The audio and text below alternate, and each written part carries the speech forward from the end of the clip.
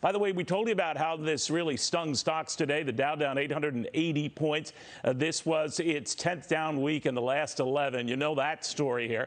But the betting seems to be that the Federal Reserve, the only game in town to fight this inflation, since we're not seeing anything done on Capitol Hill to deal with it, it means that we're going to look at a lot higher prices when it comes to our borrowing costs. For example, the Federal Reserve meets next week. The betting is they're going to hike rates by a percentage point. They meet the month after that, another half-point hike. The betting seems to be in September when they meet after that, another half-point hike. Some factoring in maybe a 3/4 of a percentage point hike. So rates go higher, prices go higher, everything seems to go higher. To Scott Martin on what the implications could be. He's with Kingsview Asset Management, and Francis Newton-Stacy of Optimal Capital, the Director of Strategy there. Francis, begin with you. The notion that the Fed has no choice now but to up the ante when it comes to upping those rates. Do you agree? I do. I think in the interim, they have no choice. I think that the persistence and energy is giving them quite a challenge. But the problem is that we have a record amount of debt in the system. And last time they hiked rates, they had to quit. They didn't quit because they wanted to quit. They had to quit. There was a liquidity shortage in the system, and they couldn't service that debt.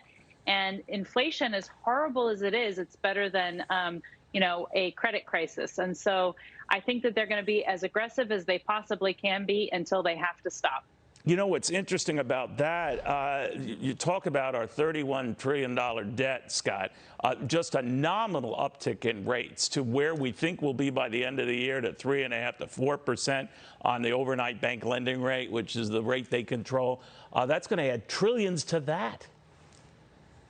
Yeah, it's going to feel really tough. And actually, it's ironic, Neil, maybe the government, the actual debtor there, will feel the pain that the consumers are feeling for the last several months. Oh, my goodness, and share some of that feeling around because, goodness, this is a lot of trash talk, it feels like, from the administration this week. I mean, pointing fingers, blaming oil producers, blaming Vladimir Putin, who's been pretty quiet of late, certainly. I mean, all this finger pointing, all the efforts that the administration says they're making, Neil, are just really not happening because fixing this inflation problem, opening up some of the oil fields, getting nice, let's say, or nicer playing with some of the oil producers out there, helping out consumers. I mean, fixing this problem should be as easy as walking up the steps to Air Force One.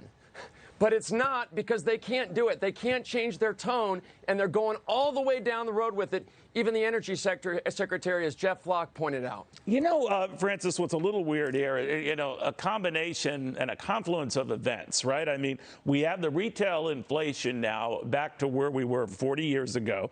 Consumer sentiment, in other words, how people feel about the future, is also at or around a 40-year low.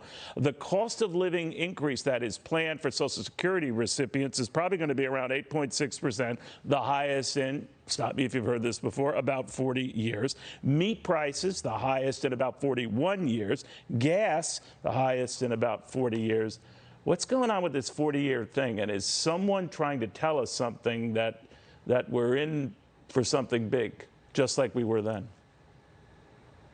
Well, I think we're going to see this show up in the polls in the midterms. And, it's really interesting that, Jay Powell's kind of switched his religion to Paul Volckerism. So that's giving us an indication of how he's going to try to solve this problem. And how much was your first mortgage? 13%, Neil, I think, if I remember correctly, right? Did I ever mention that story to you? Yeah, well, that's what our first mortgage was. That was a bargain buy back then, by the way. That was a bargain. But the really sad thing here, and I think this is what's going to get people motivated politically, is the people who have assets, of course, their 401ks are suffering, but it's the people who don't have assets that not only are putting up with on average, 12% increase on their food, they're putting it on credit cards. And now that we're raising rates aggressively, the interest rates on their credit cards are going to go up. So they're going to end up paying a 20 to 30% premium on their everyday items. And that's the saddest part of this entire process. And Scott Martin, it's what you're used to, right? Your perspective, your life experience. Some people have never seen anything like this. How are they going to adjust? They haven't. It's going to be really rough. We're already starting to see that. I mean, look at savings rates plummeting. Look at credit card usage. That's increasing, obviously, at a crazy rate now. The fact that consumers are tapped. I mean, they're spending, but they're spending on essentials, so not spending on discretionary items.